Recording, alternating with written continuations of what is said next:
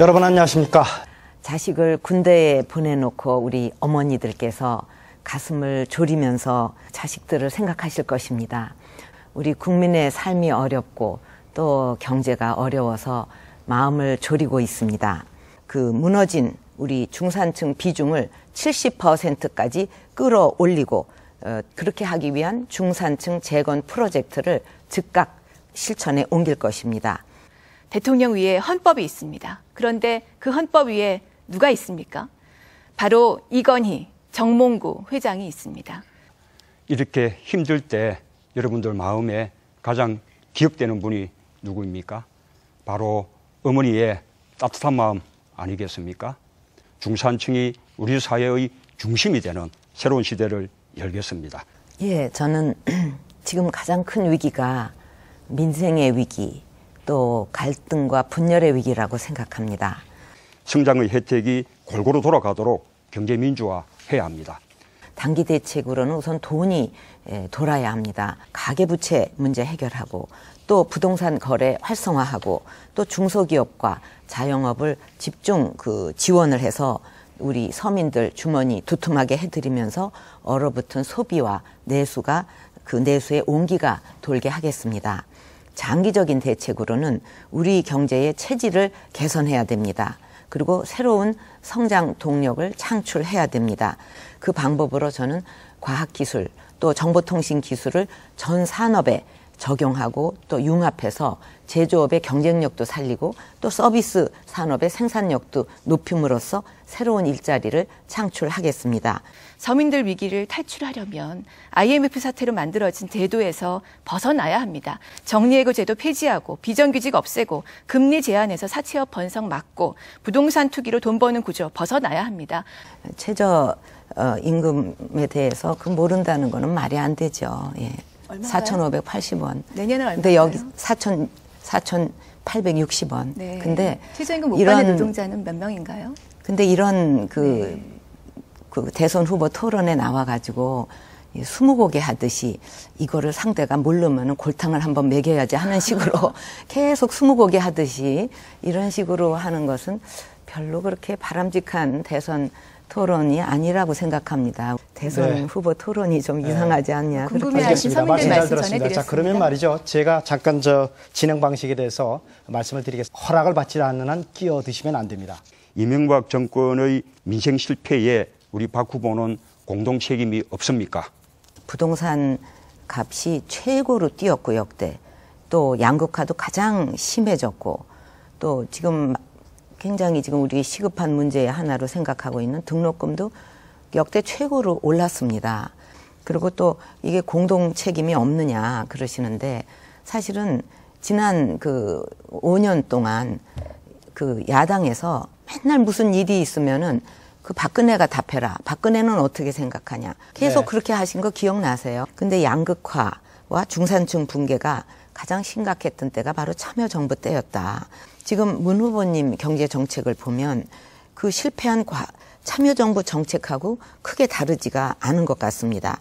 예, 참여정부가 민생을 충분히 보살피지 못했다. 또 양극화도 충분히 대응하지 못했다. 그런 지적은 저도 겸허하게 받아들입니다. 조직폭력배가 착하게 살자 팔뚝에 문신 새겨놓은 거하고 무엇이 다릅니까? 재벌 해체하자는 것이냐 이런 질문 종종 받습니다. 분명히 말씀드립니다. 통합진보당은 재벌 해체하자는 것입니다. 반드시 하겠습니다. 재벌 개혁하고 시장경제의 공정한 경쟁 질서를 확립해서 시장경제의 장점을 살리는 것이 곧 경제민주화입니다. 재벌 대기업이 빵집하고 떡볶이 순대까지 이렇게 했어야 되겠습니까?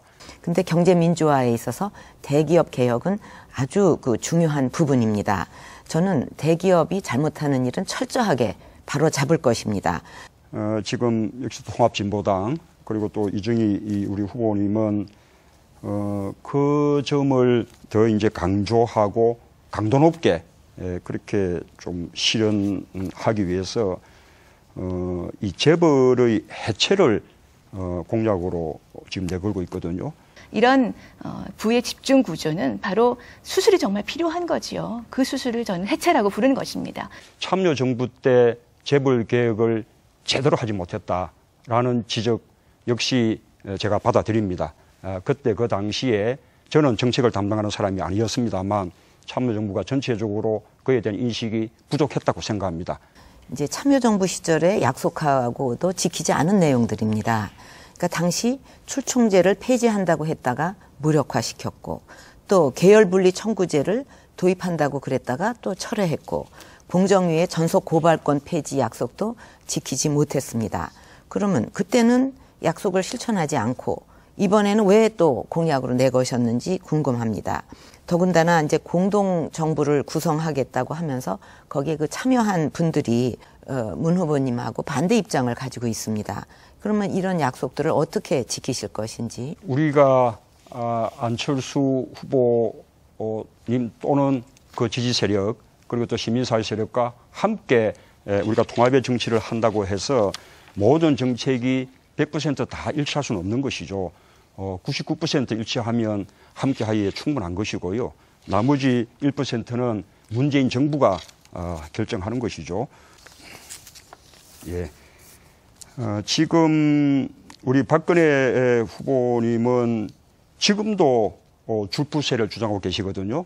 그리고 이제 줄푸세와 경제 민주화 이거는 저는 다르지 않다고 보는 이유가 불필요한 규제를 풀어서 경제 활성화를 시킨다는 것은 나라 곳간을 채우는 일이니까 경제 민주화와 달라지는 것이 아니고 또 법 질서를 공정하게 하는 거 이것도 경제 민주화의 기본이 된다고 생각합니다. 우리 이 후보님 그 대기업 집단 정책을 보면 우리 문 후보님하고 유사합니다. 매우 유사합니다. 저는 그 늘지오 정책으로 일자리 문제를 해결하겠습니다.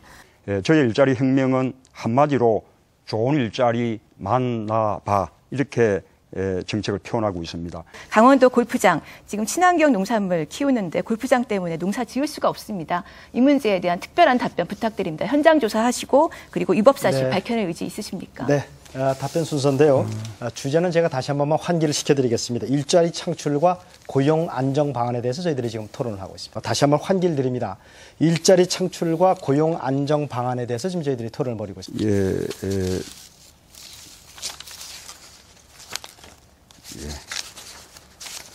잠시만요. 예. 우선은 공공 부분부터 비정규직을 정규직으로 전환해 나가겠습니다. 제가 부탁도 드리고 요청도 드리는 것인데요. 공공부문부터 정규직으로 바꾸겠다 이런 말씀을 하셨잖아요. 예를 들면 서비스업 같은 데는 그런 도급이 가능한데 아무런 다른 보호 장치가 없이 그냥 사내 하도급 없애라 그러면 이 사내 하도급 근로자들을 실제 어떻게 지금 도움을 파견법이 주겠습니까? 있습니다. 파견법으로 예. 얼마든지 규제가 가능하고요. 네. 예. 이정희 네. 후보님 지금 발언 순서가 아니고 박근혜 후보님 발언 순서입니다. 저는 그 공공 부분부터 물론 그 솔선수범을 하게 되면 이게 민간에도 영향을 미치고요. 또 대기업한테는 고용 그 형태를 공시하도록 의무화를 시키는 겁니다. 복지는 비용이 아닙니다. 사람에게 투자하는 것입니다. 룰라 대통령이 한 유명한 말이 있습니다. 부자에게 돈을 쓰는 것은 투자라 하고 서민들에게 돈을 쓰는 것은 왜 비용이라고 하는지 모르겠다. 근데 지금 우리나라는 그 복지 확장기에 있기 때문에 이때 틀을 잘 짜는 것이 중요하다고 생각합니다.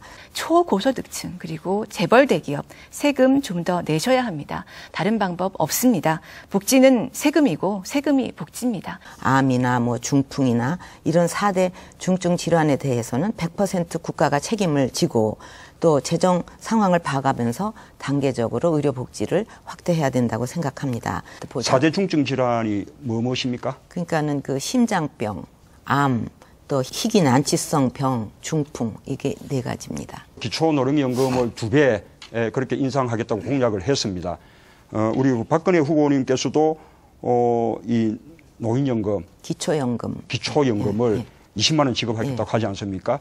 기초노령연금에서 이렇게 기초연금으로 이름만 이렇게 바뀐 것이지 그 내용은 동일하지 않습니까? 그러니 그 소요제한 형태가 아주 다릅니다. 소요제한 문제에서는 우리 박근혜 후보님이나 저와 아무런 차이가 없는 것이죠.